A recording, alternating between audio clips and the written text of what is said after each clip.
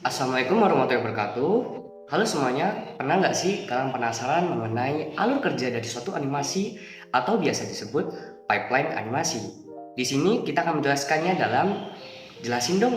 Sebelum itu, perkenalkan nama saya Muhammad Zelani. Saya berasal dari SMKN Negeri 4 Malang, kelas 2 animasi A.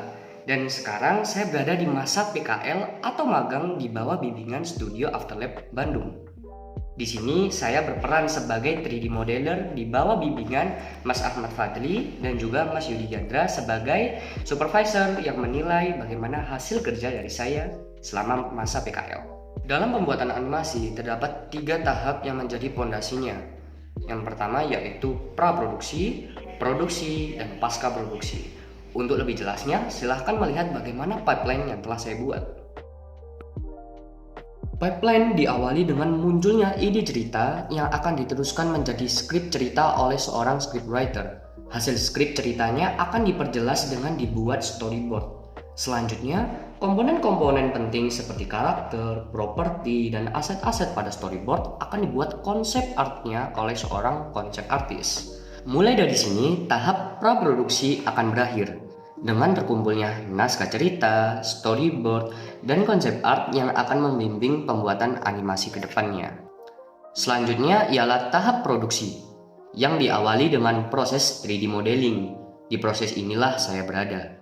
Saya memulai pekerjaan dengan mendapatkan list properti, aset, dan konsep art dari seorang konsep artis. Selanjutnya, tugas saya ialah mengubah gambar konsep menjadi aset 3D yang bisa digunakan dalam animasi nantinya. Tentu saja tidak berhenti di modeling.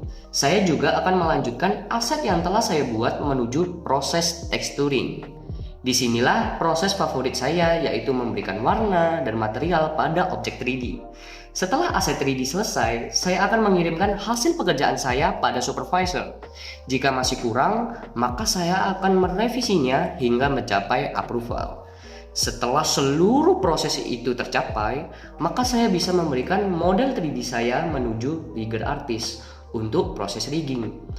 Proses selanjutnya ialah layouting dan animasi. Inilah proses paling keras terjadi. Para animator bekerja keras dalam membuat animasi yang bagus sesuai dengan storyboard yang menjadi acuan mereka. Setelah berbagai proses panjang di pembuatan animasi, akhirnya kita bisa mencapai tahap pasca produksi, di mana terdapat proses rendering dan compositing. Di proses ini, seorang kompositor akan bekerja dengan gigih untuk memberikan efek visual, suara, dan lain-lain hingga animasi menghasilkan final render.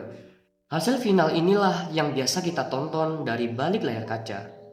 Dan itulah hasil penjelasan singkat mengenai pipeline kerja animasi. Tentu saja, pipeline kerja bukanlah sesuatu yang selalu berjalan mulus satu arah.